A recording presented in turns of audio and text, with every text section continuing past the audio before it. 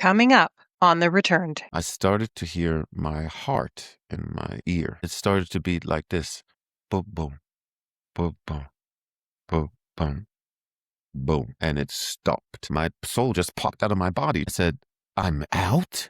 It felt so easy. It felt like you just take off your pants. I'm looking at the bed. Then all of a sudden.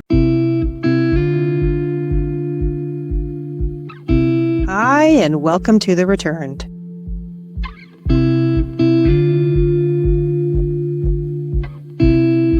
The truth always follows you back.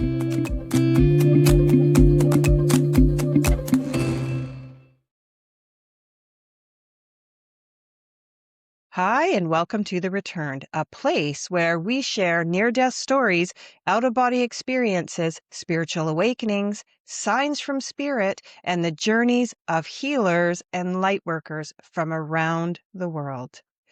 Today, we sit with Dennis Bullock, an international R&B soul singer and jazz funk oh my goodness. Saxophonist. Yeah. Saxophonist, oh my goodness, and an NDE survivor. After a drug overdose sent him into the hospital, Dennis found himself standing beside his own body.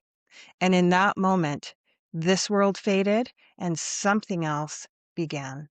Dennis, welcome to The Return. Thank you, MJ. Thank you for having me on. It's a pleasure to be here. You're so very welcome. Dennis, before we get into the heart of the conversation, I would like to ground the audience in who you were before this happened. And I'd also like to know if spirituality or religion played a role in your life or in your upbringing. Okay, well, the first thing, there was two major experiences in my life, spiritual experiences that helped to change my life totally.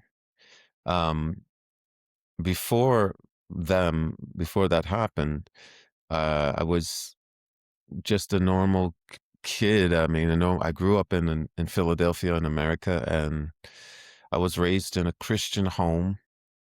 Wasn't seriously religious, but we were like holiday Christians. We go to church on the holidays and sometimes on Sunday. And basically, that was it. My father was a police officer and a military man. He was in the Marines, and he came from a military background. And my mother, she used to be a legal secretary, but she quit her job to marry my father. So she was more like a housewife. And I grew up um, pretty much in a normal home. Me and my father weren't so close because my father was very strict in his rules and dutiful. So he would just ask me, what do you want for your birthday? Here it is. What do you want for your Christmas? Here it is. That's it. He didn't really go too much in details with feelings and stuff like that. My mother was the total opposite. My mother was so loving. She was like the light of my life. She would wake me up and say, look out the window, listen to the birds, look at the birds, how beautiful they sound. And look at the sunrise. And, she was very, very wonderful and positive. And this was pretty much my life until one day, um, yeah, my mother, oh yeah, one more thing. My mother was, she quit her job, her legal job, and she saved her money for 3 years to buy me my first saxophone. So my mother was my life, light in my world. She was the thing that brought joy and love in my life. And one day she got sick and she died. And it was like, when that happened, it was like somebody had turned the lights out totally in my life. Totally in my life. And I got the news when she passed away. I was living in Montreal, Canada at that time. And I went back to, of course, to do the services for her. I was a total zombie, and then I came back about 2 weeks after she died. I came back to Montreal, and I was in my apartment, and every night I started to drink. So I would go to the bar, drink a little bit, and come back home, go in my room, sit on the side of my bed, and cry myself to sleep. That was my routine for about a week and a half. Until this one night, I was coming back from the bar, coming back to my apartment, and I went in my room, turned out the light like I normally do, sat on the side of my bed. I went to go untie my sneakers. And when I went to untie my sneakers, I saw that there was light on the ground. And I said, that can't be. I know I just turned out the light. It's impossible that there's light on the ground. Now, here's the wild part of this. When I looked up, the sun that you see in the sky was in my room. I stood there with my mouth open. I couldn't believe what I was seeing. And at the same time, it was like I could feel this sun. It was sucking all the alcohol out of my body. Totally. I could feel it like a vacuum. It was sucking all the alcohol out of my body. And then this wave of love covered me. Like if you're in the ocean and the water is too high for your body and it just totally covers you. Think of the water as love. It was like that. It totally covered my body. And out of this sun came these two stars. One was small and one was big. And they floated right out to me. And as they were floating closer and closer to me, I recognized that the small star was my mother. And I could feel her essence in this star. And I could feel her. It's like if I put 5 women in front of you and I told them to turn their backs, and they all were the same height as your mother, same color hair, I bet you could pick out which one's your mother without seeing the face, because you could feel the essence. And this is what I felt. And they floated out to me, and I said, wow, Mom, that's you. I said, it's like that over there. Because it felt like I had won the lottery for $1 billion and I was on Hawaii Island and everybody around me was love. That's how it felt, times 100. And I said, that's the first thing I said to her. I said, Mom, it's like that over there. And she floated out and then she started to talk with me. But when she started to talk with me, it's like I'm talking to you now, except I felt like she was like shooting the conversation into my head. I could feel the conversation in my body. So as she would speak, I could feel it in my body, her speaking. And first thing she said was, she said, I'm going to tell you a week in the future so you know that this is not a dream or this is not fake. This is real. And the first thing she said was that you're going to have a job next week. Now, for about 2 or 3 weeks, my band hadn't worked. We didn't work. We didn't have any jobs. It was a dry spell. We didn't have any jobs. So I said, okay, Mom. And she said, there's going to be a doorman, a bouncer there. She said he's going to be a homosexual. And she said he's going to be a psychopath. She said, whatever you do not get in an argument with him. And she said, because my mother knew me, and I don't have anything against gay, lesbian, homosexual people. Not at all. But if you know that I'm straight and I'm not gay, and you approach me and you come after me, I'm going to defend myself because that's how I am. And my mother knew that. I wasn't looking for trouble, but I can handle it. I can be a little bit hot-blooded if somebody's coming after me and I've done nothing wrong to you. So she knew that. So that's why she told me, whatever you do, don't get into an argument with him. And then she started, after that sentence, she started to talk like almost like Star Trek. She said, if you do get in an argument with him, one or two timelines will happen. And I'm listening, timelines. She said, one or two timelines. She said, one timeline you, you will be killed. He will kill you in a fight. The other timeline, you will kill him, but you'll go to jail for the rest of your life. And she said, one of these two timelines will happen if you get into an argument with him. Now, I was so happy to see my mother. I was so happy. I said, Mom, I'll do anything you say. Anything. Don't worry about that. I will do anything you say. Anything you say, Mom. I was just so happy to see her. Because, I was brought up as a Christian, but when it came time, when my mother passed, I didn't believe a word they'd been preaching. Not at all. All I knew is my mother was gone. She was not in that body. That was a shell. I could feel it was a shell. I could see it. She was gone, and I didn't know where she was.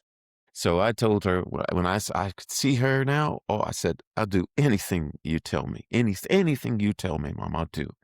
And she said also, the girlfriend that you have, um, she has 3 kids that you don't know about. And she said, she's going to try to have a 4th kid with you. She's going to try to trap you. So be careful about that. And then she paused. And when she paused, I said, but Mom, who was this other light standing next to you? Because there was a light standing next to her, or star, and it was like 7 feet tall. It was tall.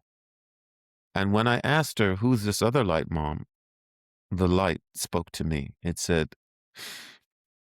I'm an escort.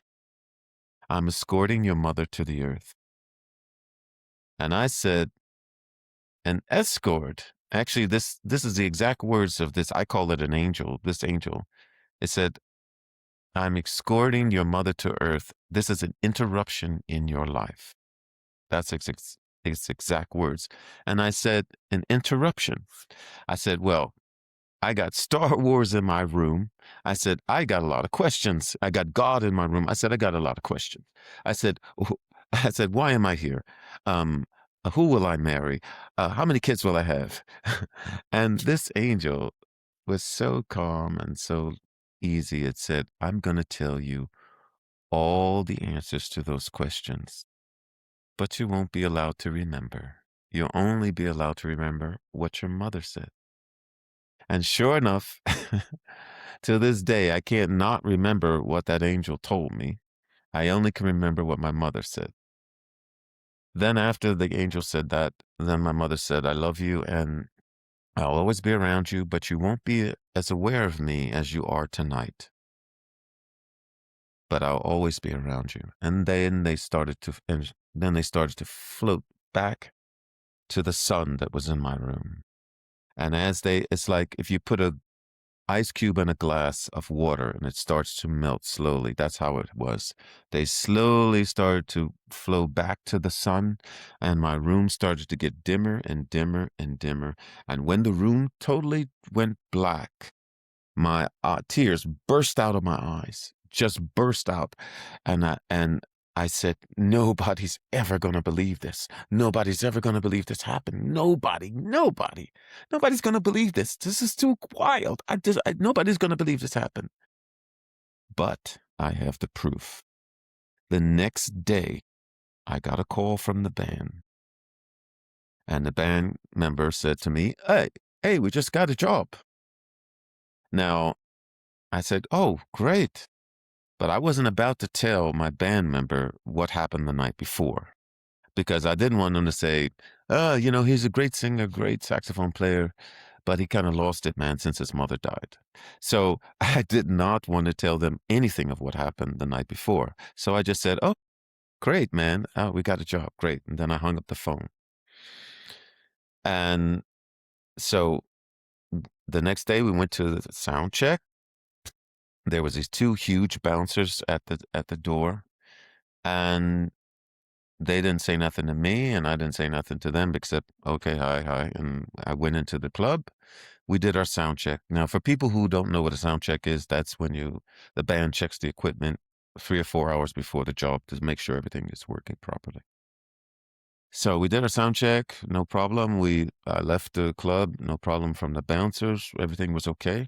So that night, I came in for the show. The first set we did, I walked past the bouncers in the night. There was nothing said and no problem with them. And I did my first set. And the first set went really well. People enjoyed it. We were happy. And I was on the break. And I was talking to my band, and I don't know if you can see my hands, but imagine, okay, this is me and this is my band.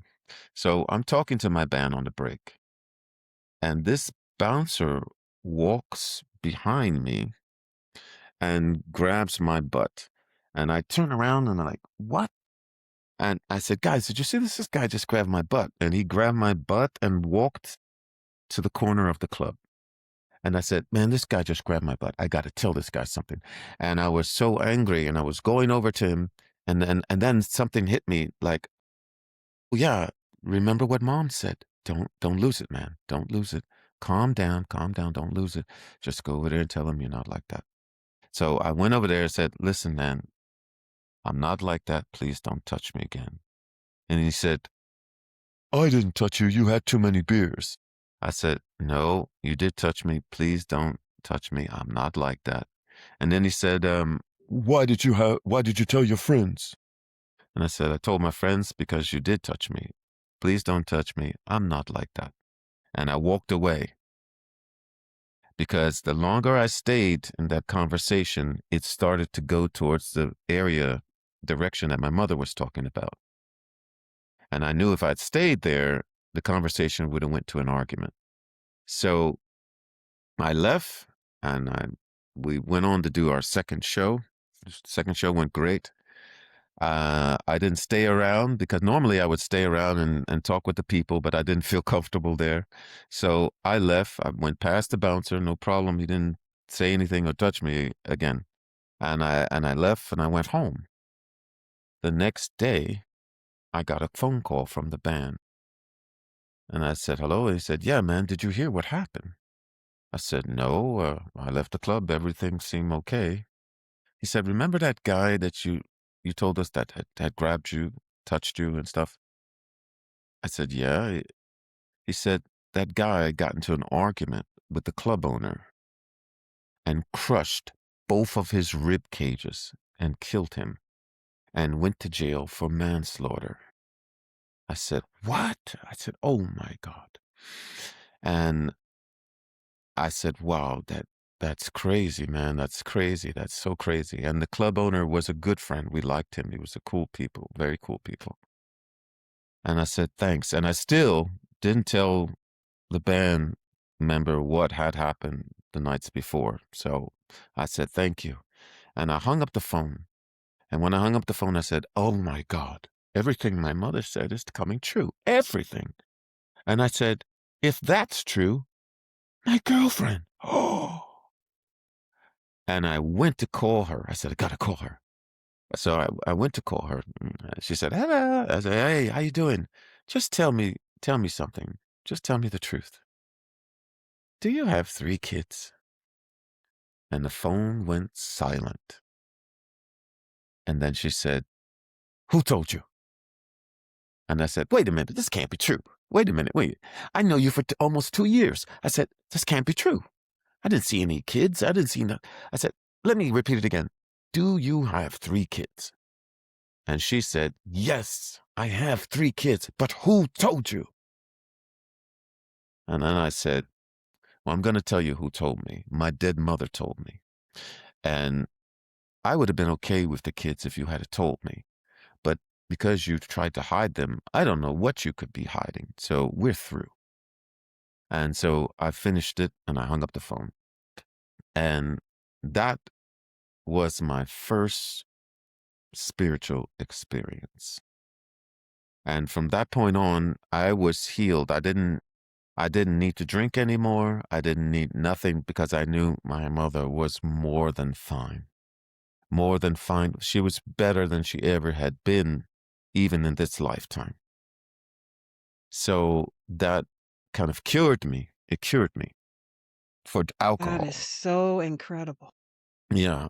And I was I'm so grateful to her what she did. She actually she came and saved my life because without her intervention, most likely I would have gotten to a fight with this person.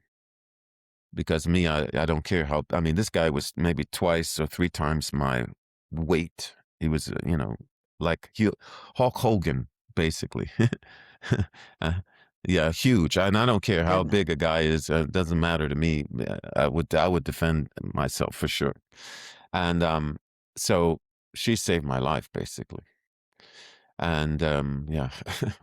So what did you just just a spiritual experience at that time? You weren't out of your body, you were literally just in your No, room. no, I was just in my room. It's incredible.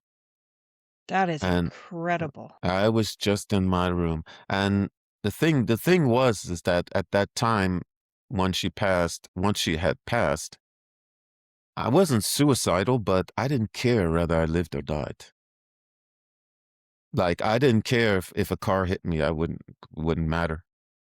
Because for me, like I said, it was like somebody turned out the lights in my life. My mother was that bright in my life.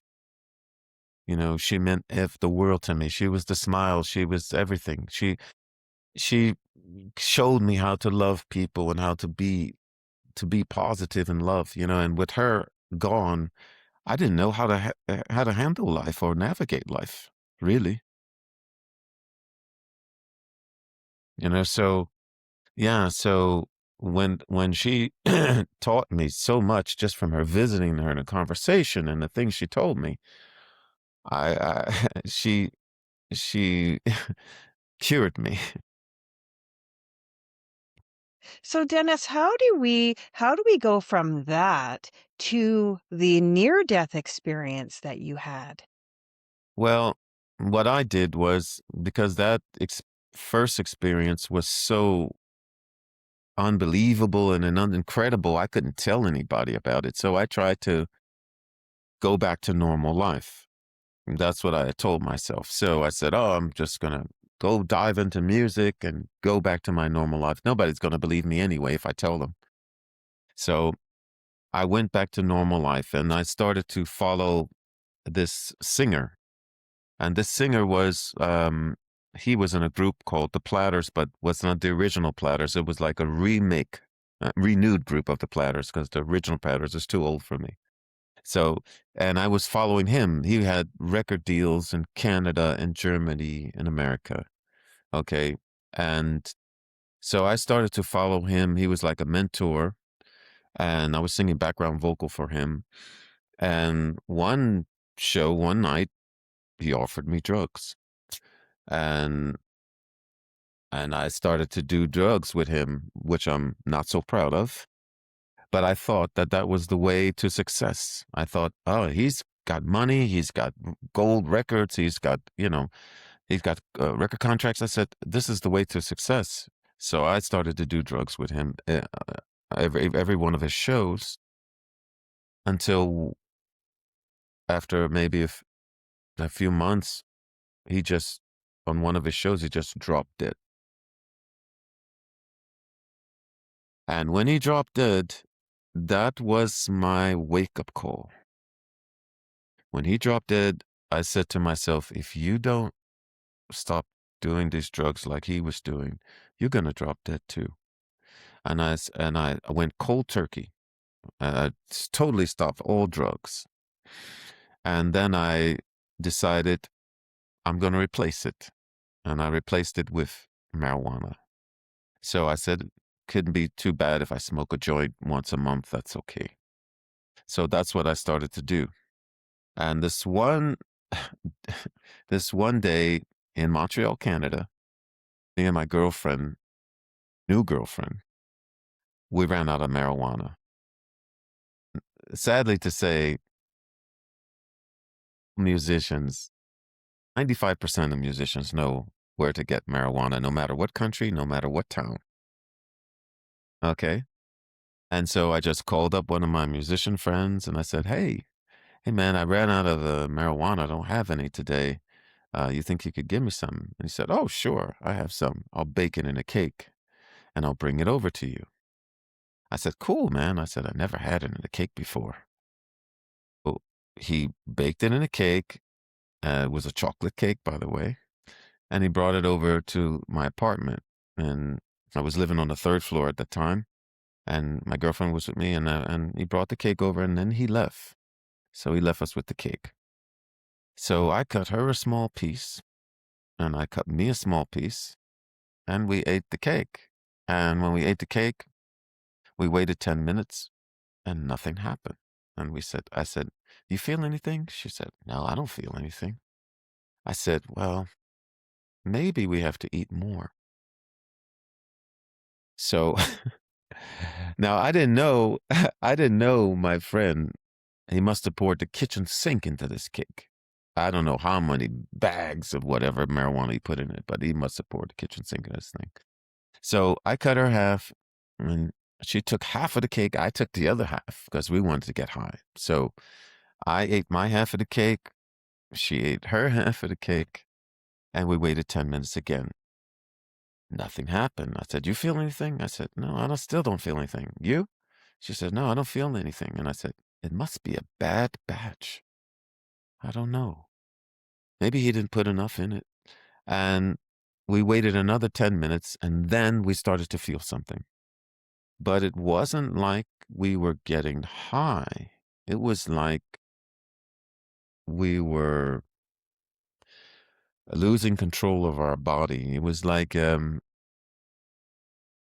was freezing us. Like I would be talking with her and then I would forget to breathe. And I would go, because I forgot to breathe. And then it was being hard for me to move. It was hard for me to even move around. I couldn't even move around. And she said, you better call emergency services like 911 or something. You better call emergency service. And while we still can. So I called, and what I didn't know is that when you call those services, if it's about any kind of narcotic, they also call the police first because they have to notify the police. So I called them and and they said, "Hello, how can we help you?" And I was embarrassed to say this. So I said, "Well, I think we had too much marijuana in a cake. We feel like we're dying. Could you please come and save us? Please help us." It was so embarrassing. And they said, "Okay, sure, we'll send someone over." And they came. Now this happened to be at around maybe 3 in the morning by this time. Okay. So the police comes first, and they come up to the apartment, and they're looking around, and they're looking to charge us with something. But there was no evidence because we had eaten all the cake, so there was no evidence, so they left.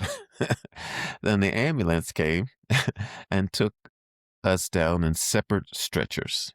Now, we lived on the third floor, and there was like this staircase that goes up, and the staircase was right in front of the windows of the other apartments.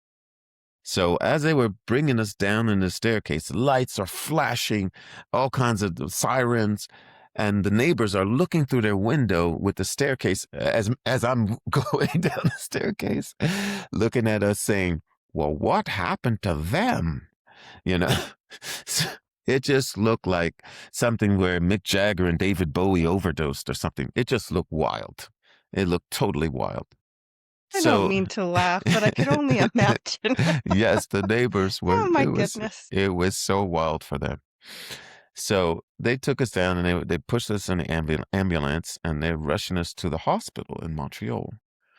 And I get to the hospital and they're wheeling me past the reception. And another strange thing happened. At the reception, looking through papers, I see my dead mother again. And this time she had on She was a member of a club, like a women's club for it was about maybe 10 or 12 women. They played bingo together, they went on trips together, and they had these like shirts, these club shirts. And I recognized the shirt and I said, "Oh, that's strange. There's mom." And she was looking through papers on the reception looking for me. Now, what I didn't realize was that I was so close to death at that time that they wheeled me past the reception. That's why I could see her as clearly as I see you right now. And so they wheeled me past her and they put me in one room and they put my girlfriend in another room and they gave me this dark drink to drink. I thought it was tar, but later I found that it was charcoal. Yeah, later I found it was charcoal. Charcoal. And then they put my girlfriend in another room, but they went to her room because she was having complications. I don't know what had happened, but she was having complications. And they gave me this drink. I sat on the hospital bed and I sat back in my bed and I started to drink and I said, I'm going to live. Because by the time the ambulance had came to the apartment, I could barely move. My heart was trying to beat and I could barely move. And when they arrived, I said, "Oh, thank God somebody's here. They're gonna save us." And so when they gave me that drink, I sat back in bed. I'm gonna live. I'm gonna live. I'm gonna live. So I drank this drink as fast as I can, but it tasted horrible. Oh, it tastes horrible, horrible. And so once I finished the drink, I laid back on the bed, on the hospital bed, and I said, "You're gonna live. You're gonna make it. You're gonna live. You're gonna live."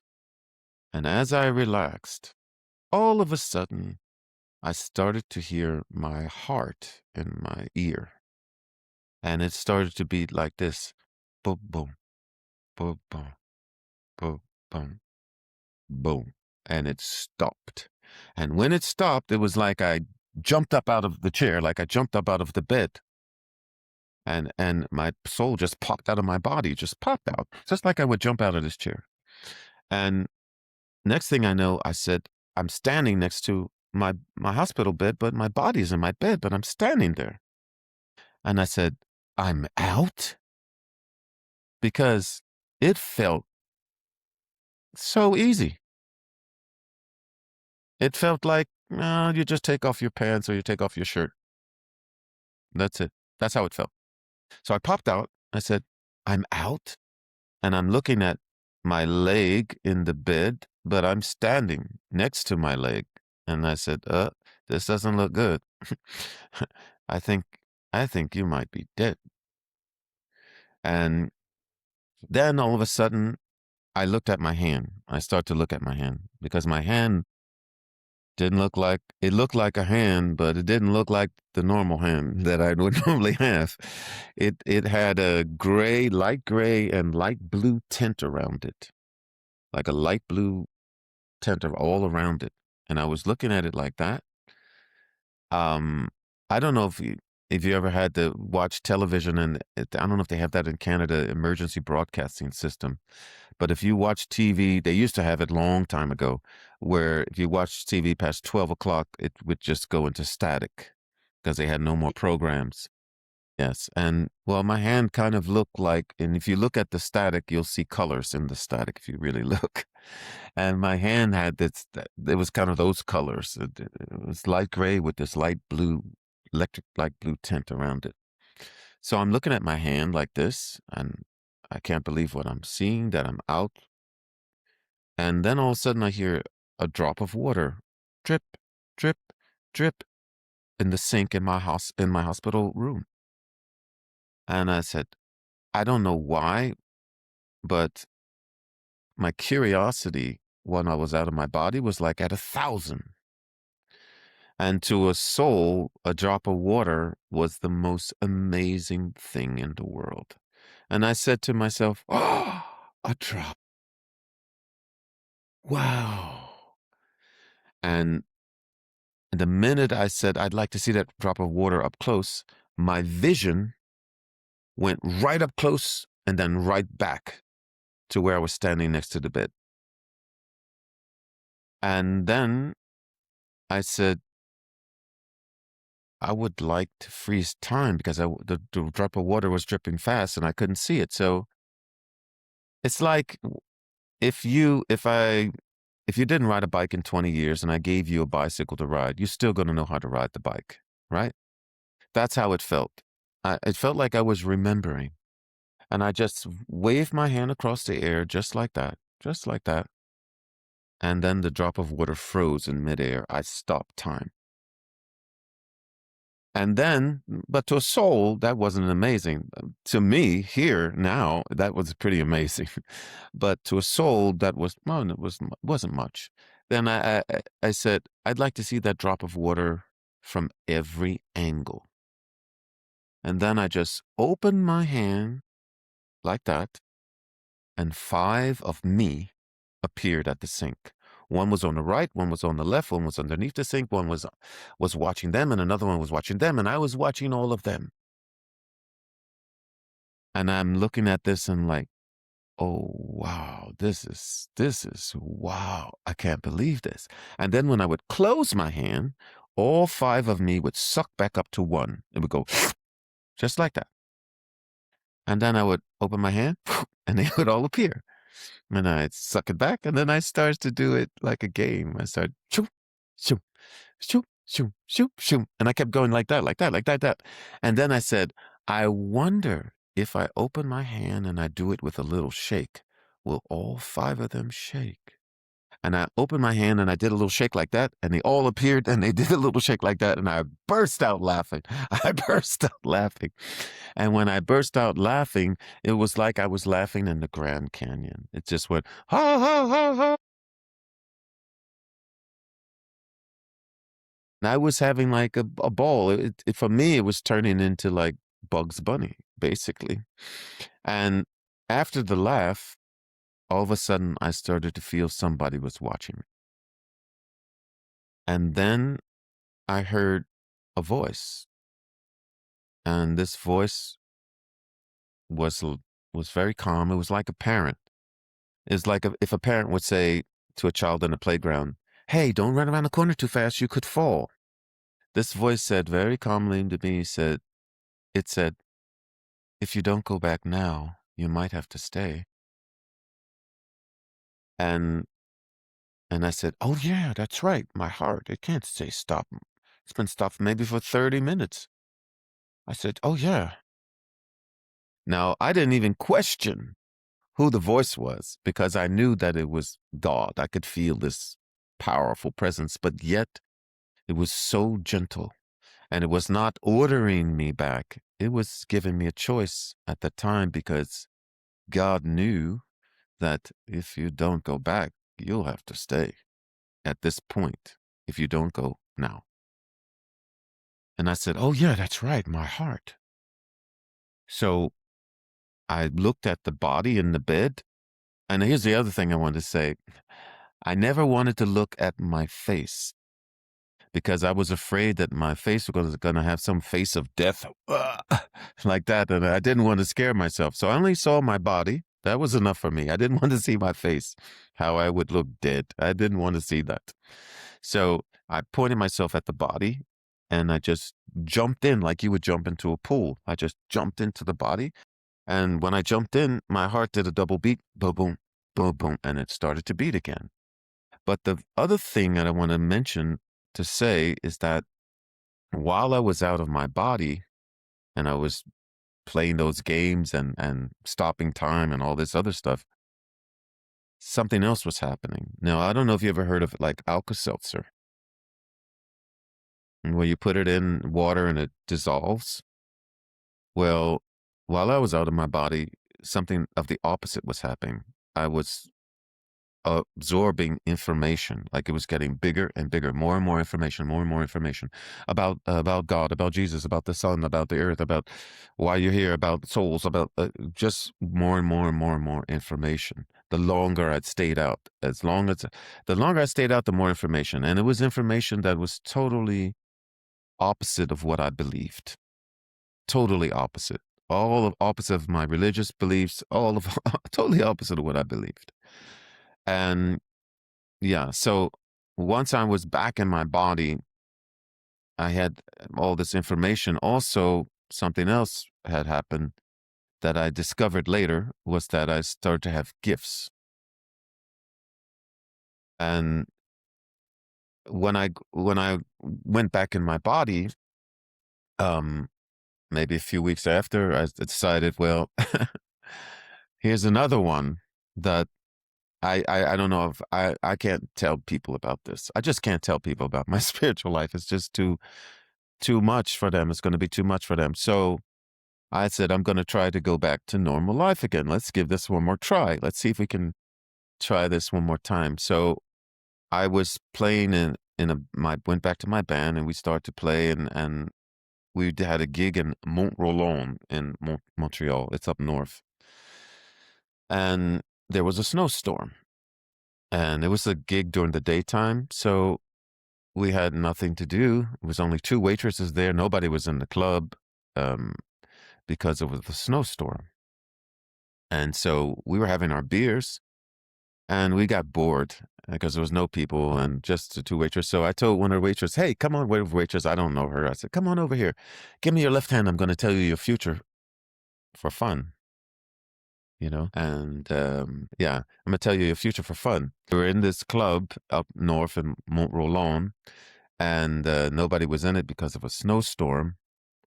And there was only two waitresses in the place and we were bored. We were having our beers and I told one of the waitresses, come on over, come on over. I'm going to tell you your future because I didn't know none of them. It was a new place. I didn't know none of them. So I said, come on over here. Give me your left hand. I'm going to tell you your future for fun. It was supposed to be a joke. So she gave me her left hand and I told her, I never met her before. I said, your boyfriend is paraplegic. And I said, he blames you for his handicap, even though it's not your fault.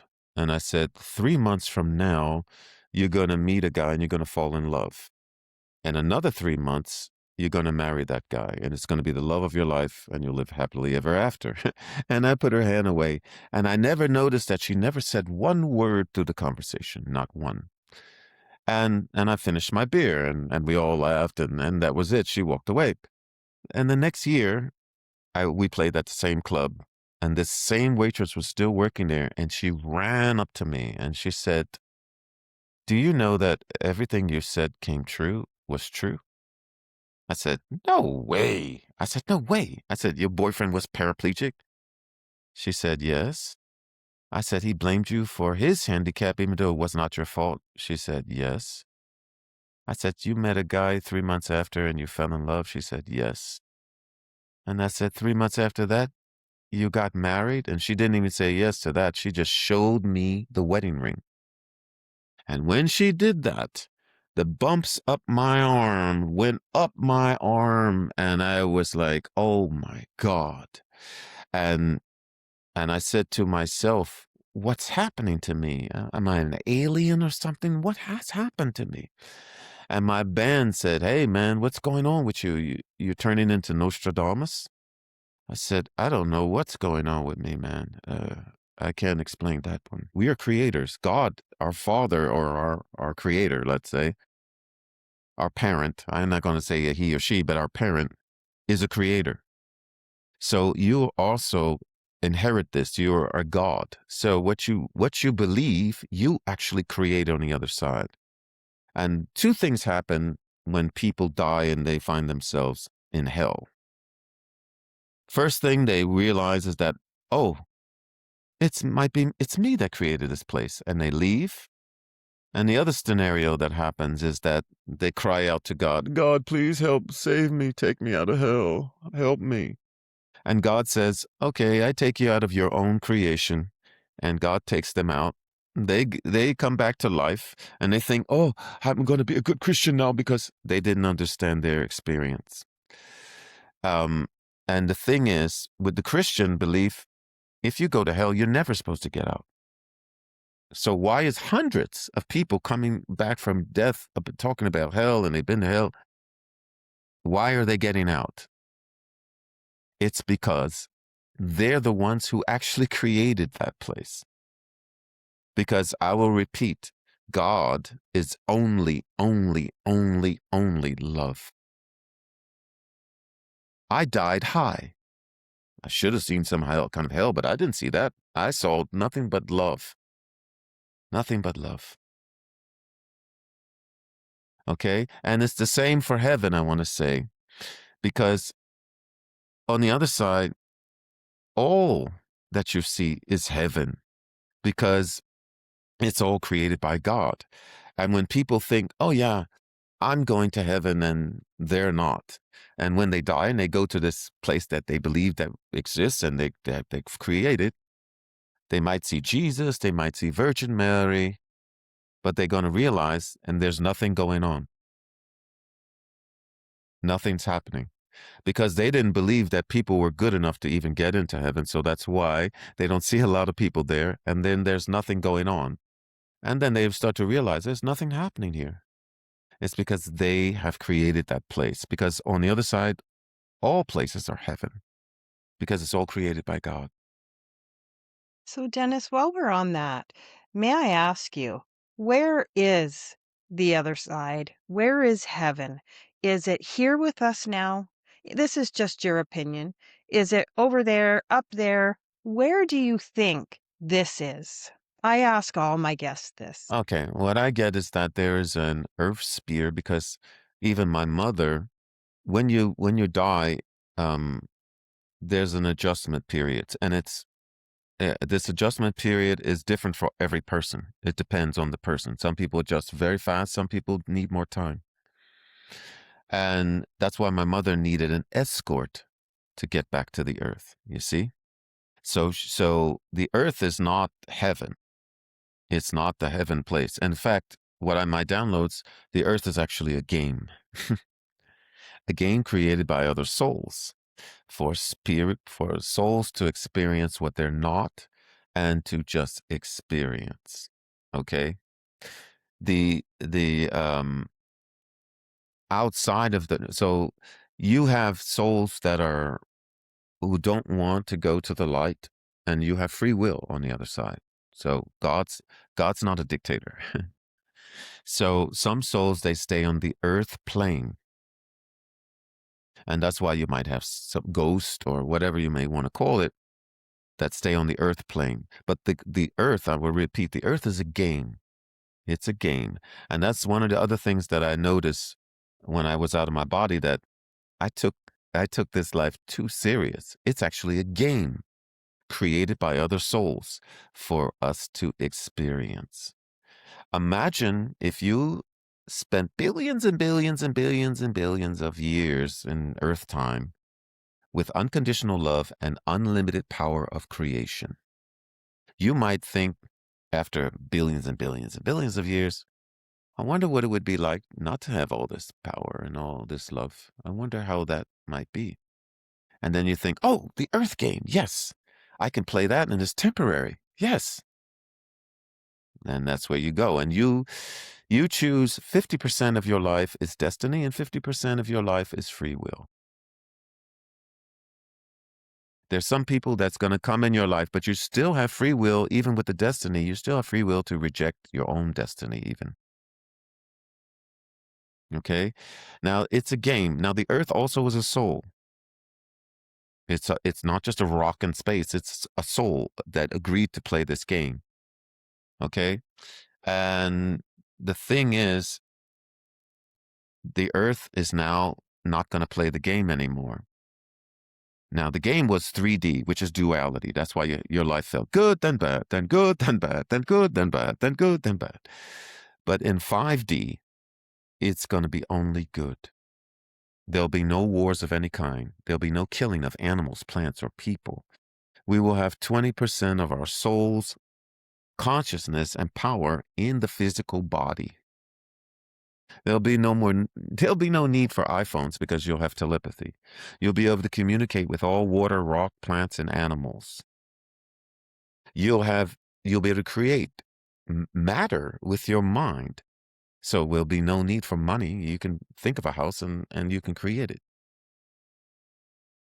So, do Yes. you mean that what you're saying right there, is that But, like, so is that gonna be, do you think, in your opinion, in our lifetime? Or Most is definitely. or Most yes? definitely. Yes. And what about And past souls? Are they already experiencing this in your opinion? okay, first thing I want to get, I'm just giving you download what my downloads are. I got that there is no karma, but there is frequency. And I'm going to explain that too. Frequency, or vibration, whatever word you want to put it. Um, if you're, let's say you're on a frequency and you're a killer, you're killing people. It's not because you killed someone that God is mad at you and going to kill you. Mm-mm. Because God loves is love. But on the killing frequency, you can kill someone, but also because you're on that frequency, you can be killed. Think of it like a radio station. If you're on the rock station, you can't get classical music. And that's where it is. It's not like, oh, you did something bad in your past life and now you're going to pay for it in this life. No. What happens though is that if you did something horrible, let's say in a past life, your soul feels so bad about it that it might want to balance itself in the next life. But it's not because it has to. It's not because God told it to. It's none of that. Because on the other side, there is a life review, but nobody is judging you. You will feel what you did, and you will also feel what the other person felt. If you had an argument with a person, you will feel exactly what that person felt while you were arguing with them. So imagine a person like Hitler, let's say, and people get mad at me when I say, well, Hitler, when he died, he's welcomed with love from God.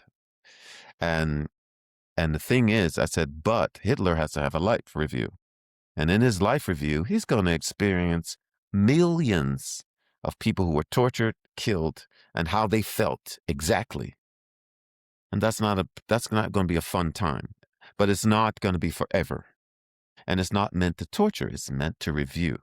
The only person that judges you in a life review is you.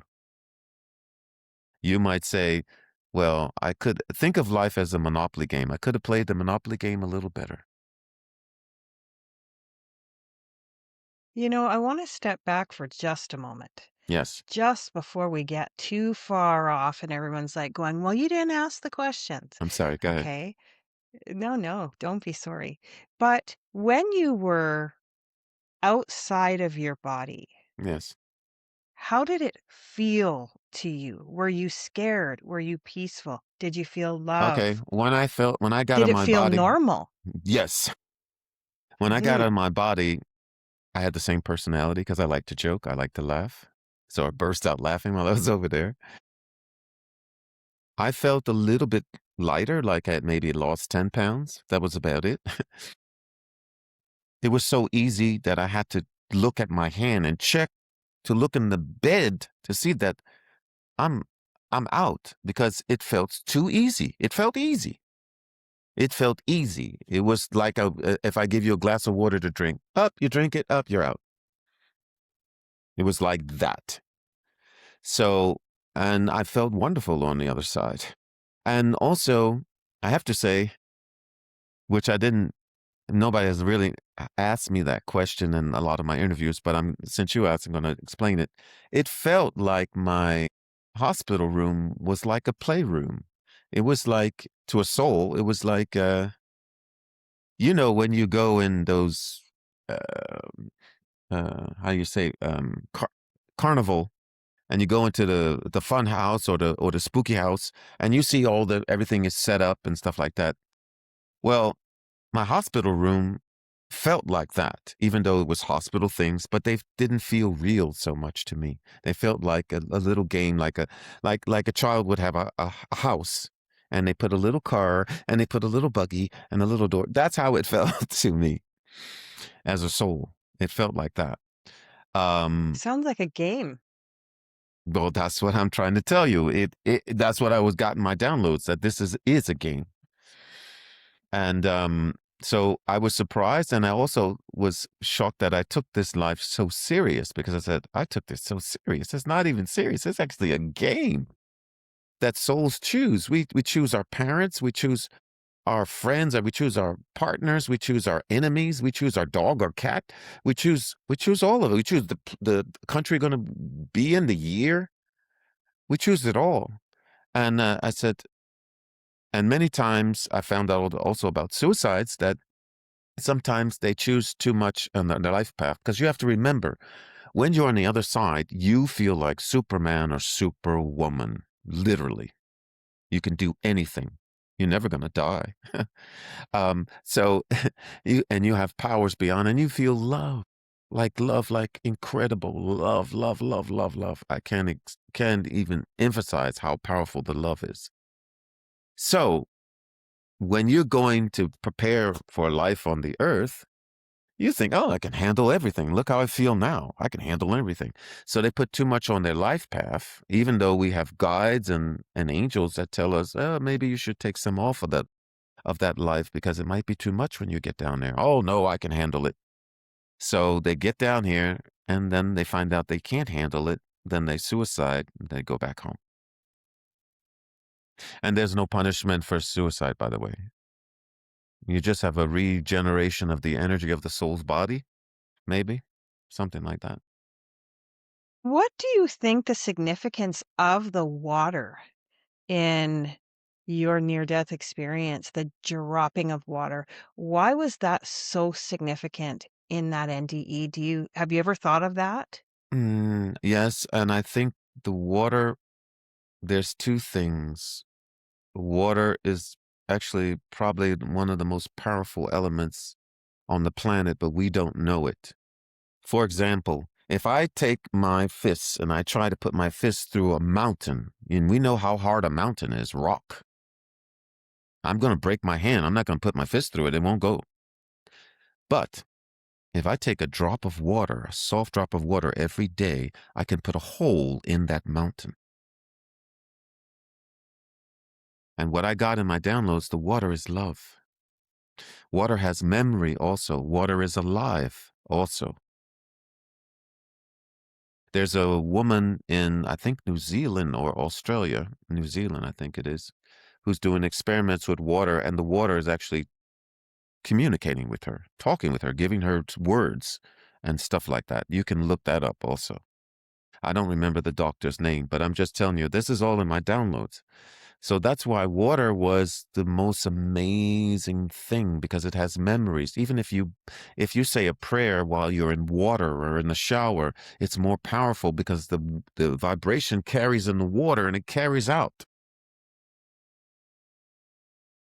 So water is life. Without water, you have a desert and you don't have much life. And so what about, putting out that 5 people, bringing them back, putting them out, bringing them back? What did that teach you, if anything? Well, it went along with one of my downloads, is that we can have multiple lifetimes at the same time. What I thought too when I was listening, that's exactly what I was thinking. Multiple lifetimes at the same time, and it's effortless. Effortless, like ordering an ice cream. It's effortless. Yeah, and I couldn't believe it, and then I start playing with them, all 5 of them. I was the controller. I was the main character, main god. So I was just having fun with them. So that told me that we can have multiple lifetimes at the same time. And another download, your soul's fingernail is the power that's powering your life right now. A little piece of your soul's fingernail. That's how powerful your soul is. So, tell me this, why do you think if we choose everything when we come here, Well, 50%. 50%, Yeah. okay, Mhm. some of us don't forget.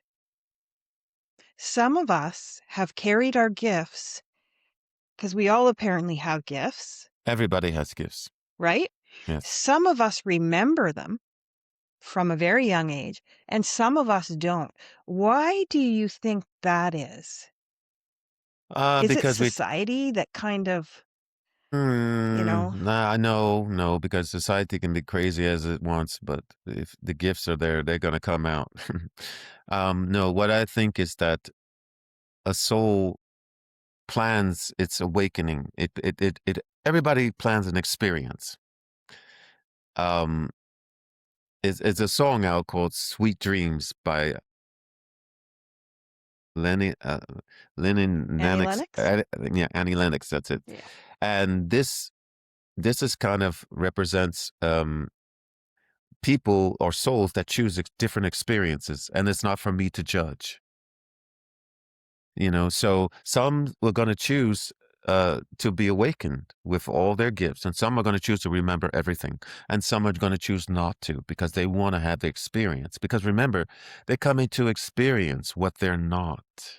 They're coming to experience. Some want to experience a little bit of what they were on the other side. Some want to experience almost all or 90%. Some want to experience hardly none. Okay, so there's different choices. And this is why they awaken at certain periods, and this is why some never will awaken until they go to the other side. We're in a transition right now. Okay, this is transition period. Everything is going to change. We're going on higher vibrations. And what that means is that people who do evil things are not going to have the expected outcome because they did it on a planet that's on a higher vibration. Maybe 20 years ago, if they did it, it's going to be expected exactly like they wanted it to happen.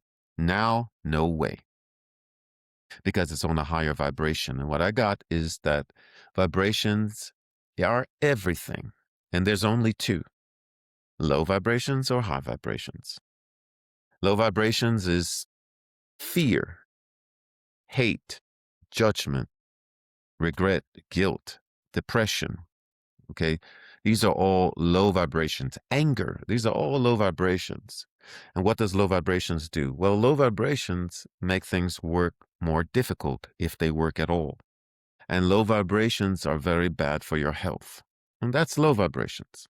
Now, what is high vibrations? High vibrations is smiles, laughing, love, nature, animals, babies, creating of any kind, forgiveness, gratitude.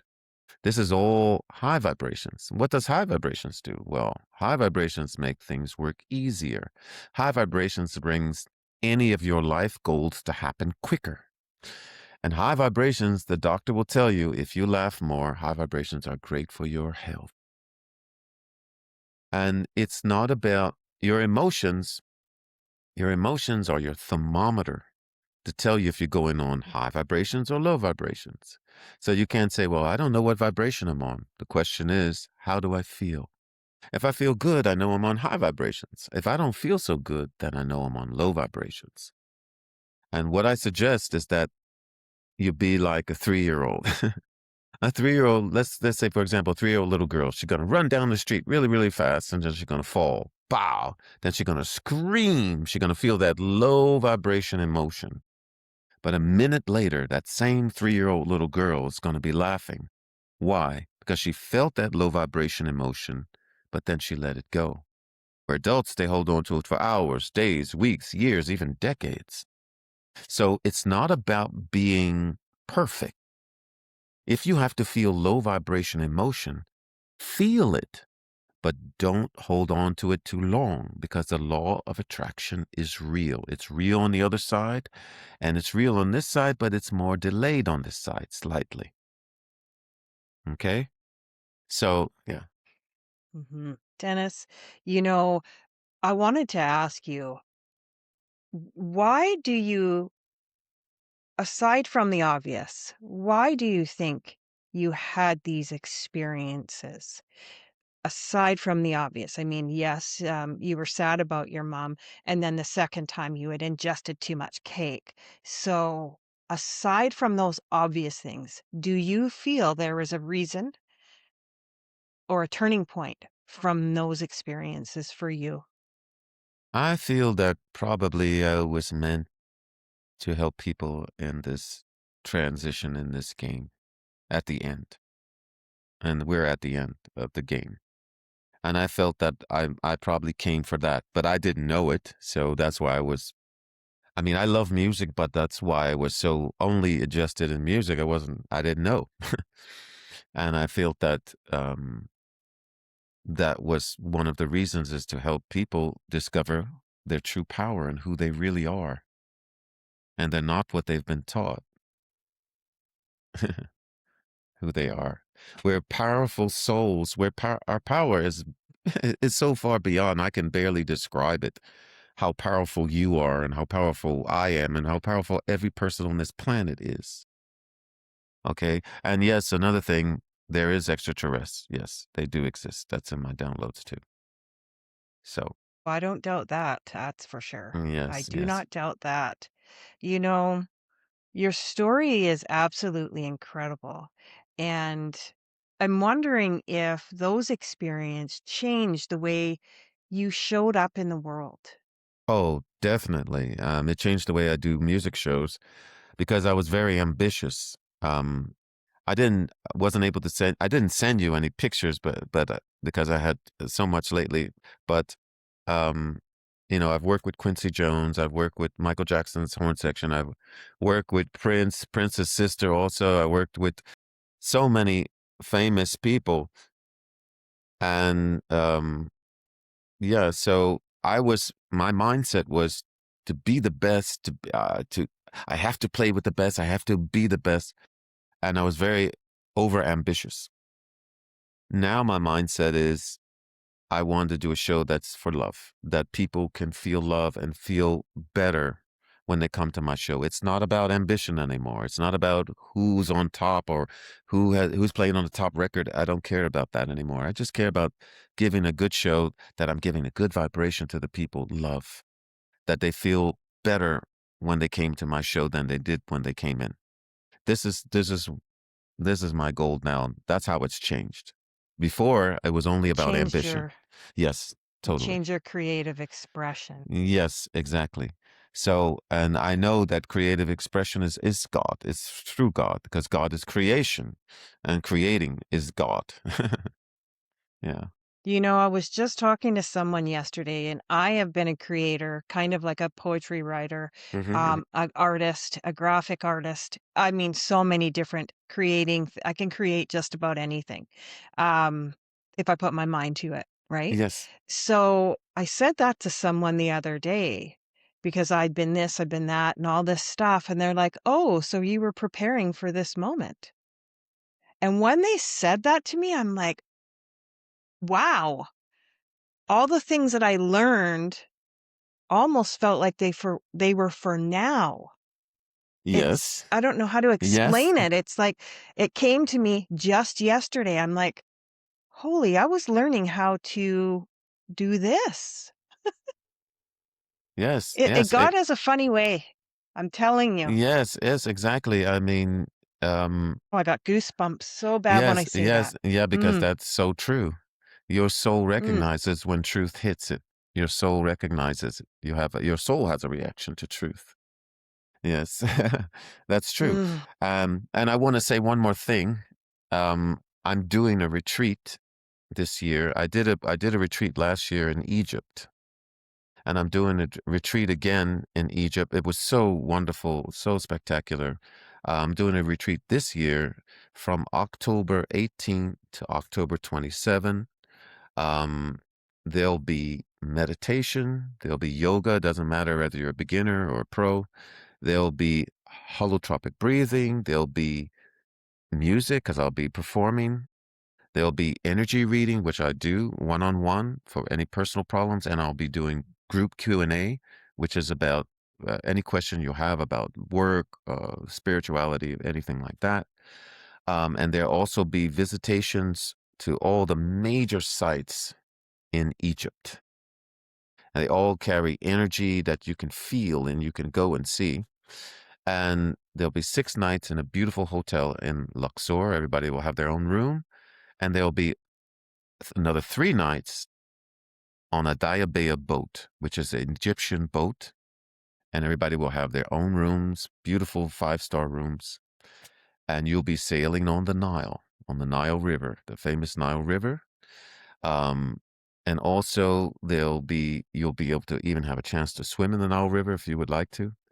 And yeah, it's an amazing experience. I can't tell you.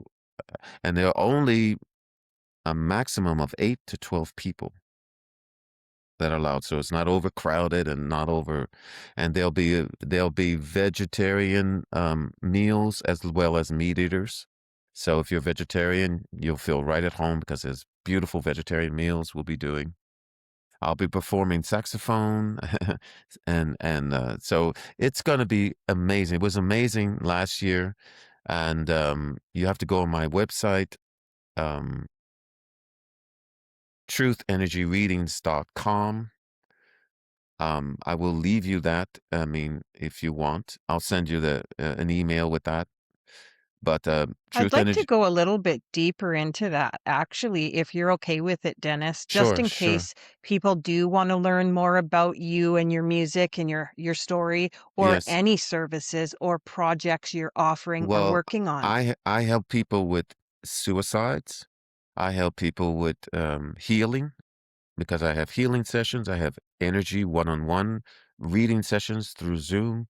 They can contact me at easybullock@hotmail.com, or they can go to my website where you book the sessions, truthenergyreadings.com.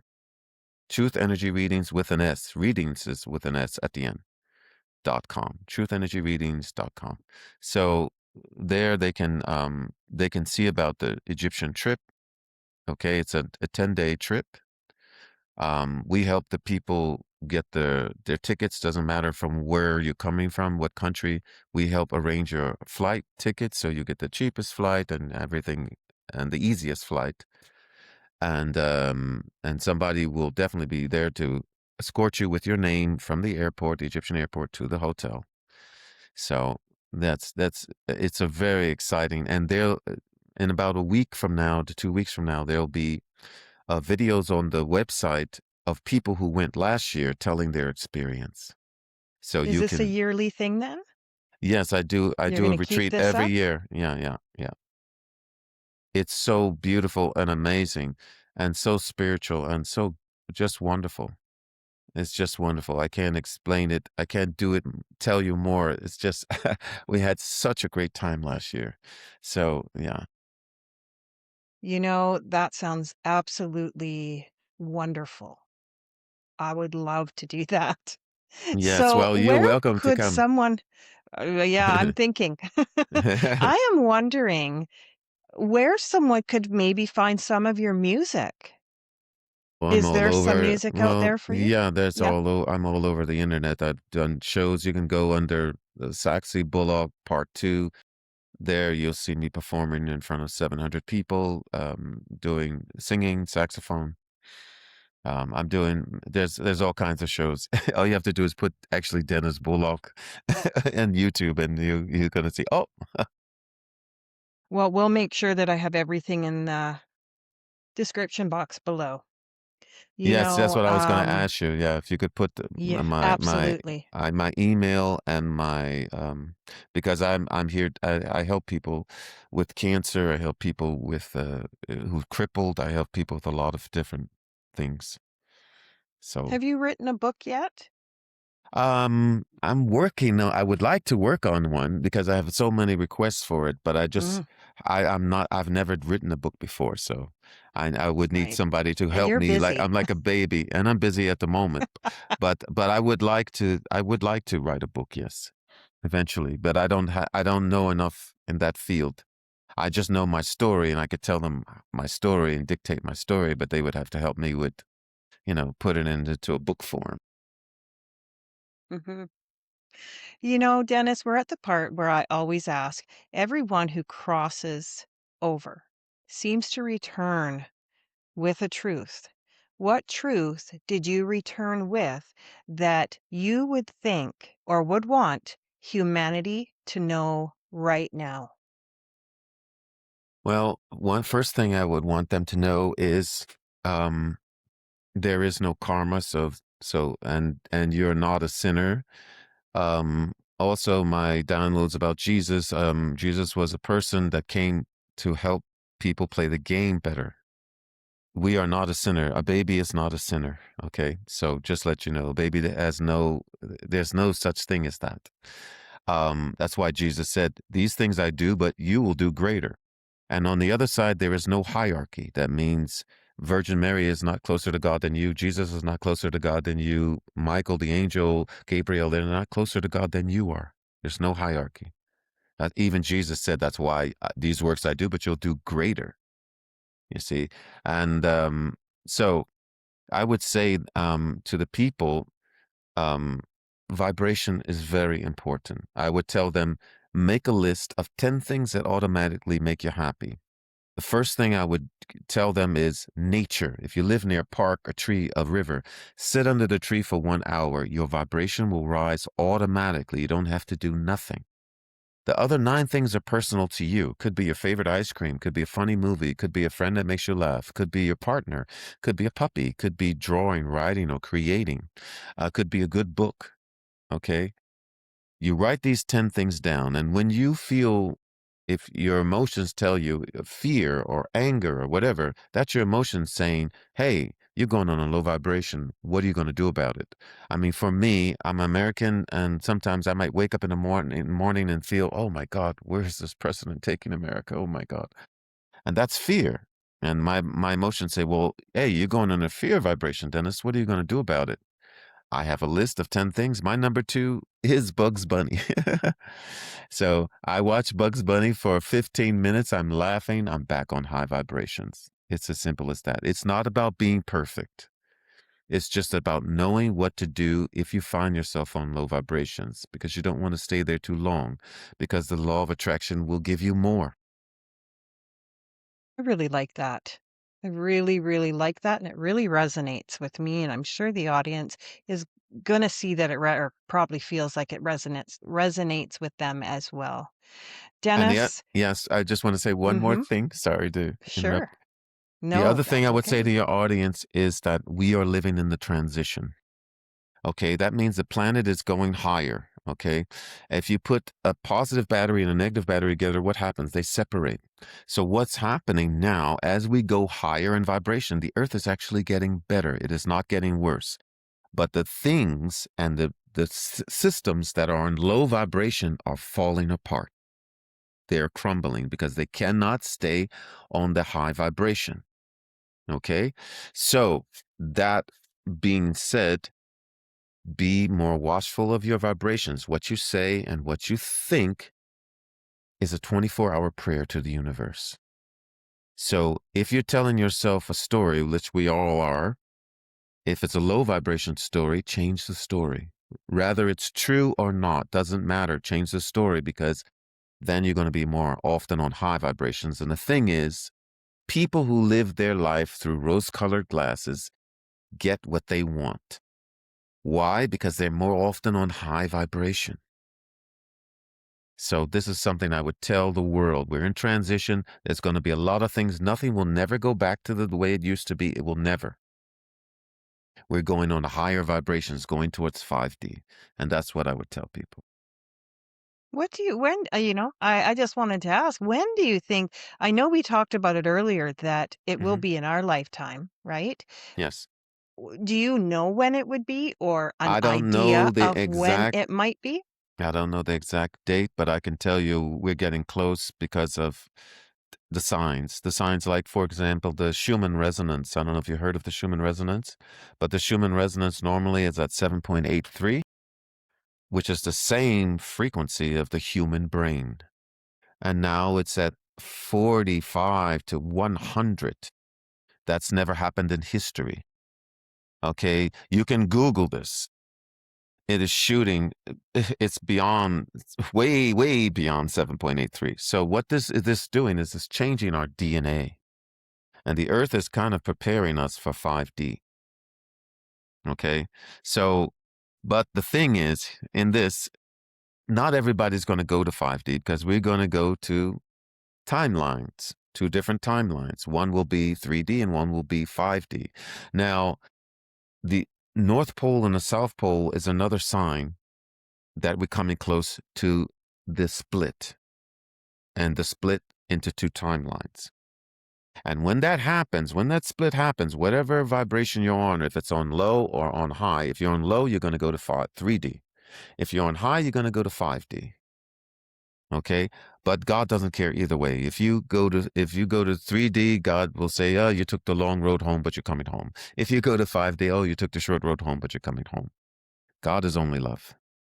Okay, but if you're tired of the roller coaster ride of 3D, you might want to watch your vibrations more often and be more often on a higher vibration. I've noticed a few things lately, actually. Just recently, since around February 17th, there Hmm. was a big change, I know. But this was the first time I ever actually really started to hear, it's like shh in my head. Like Hmm. it's not like a ringing. It sounds a little bit like white noise, but soft. Yes, yes, yes, yes. This is Um, yeah, I've noticed it. I'm like, wow, this is, interesting. But I feel like really vibraty all the time. So well. The thing is, the you can see even in the planes for the commercial airline flights, they having trouble with true north. It's changing so crazily. They have to change it every day, and it's going 100 yards, and it's never happened like that before. Maybe 20 yards normally, or 15. Now it's 100. So this is the North Pole and South Pole. It's getting ready to split, to shift, and also the timeline split, like I told you. So we're coming very and what do you close. think that brings for everybody? What do you think that ushers in?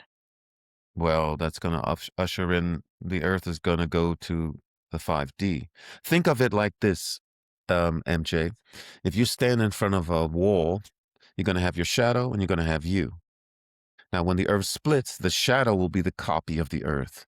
The real you will be the 5D. The real Earth will be the 5D. And this is going to happen because the Earth doesn't want to play the game anymore. So the game is actually finishing. And we're going back to, we got those who want to go to 5D is going to go. Those who want to go to 3D is going to go until they finish the game in their life. And that's it. Because this is the most amazing period to be on the earth, to be incarnated ever. Best time to be alive. Yes, and we Yep. and the earth has never did a complete vibrational change like this. Never. So this is going to be amazing. And he And here's the thing about 5D, you'll be able to visit the other side and come back. You'll be able to visit your mother, or you'll be able to visit your any dead relatives or anybody and come back. 5D Imagine. is Oh quite my. amazing. Yes. I can't wait. Yes, and this is where we're headed. Dennis, Yes. wow. This has been one of the best conversations, and I really hope you'll come back. Oh, I would really anytime. love to have some really good down even lives. You're very knowledgeable, and I think the audience would really love to hear more from you, Oh, honestly. MJ, anytime. It was a pleasure talking with you, and it was a Very pleasure much so. doing this interview, and I'm so happy to do it. And grateful, and also because you lost your mom, I feel we have a kindred spirit here, and Right? so it was really wonderful. So a wonderful experience Thank you with you, so MJ. I'm much. so glad that we were able to got it together. We got the timing Yeah, right and we finally everything. did.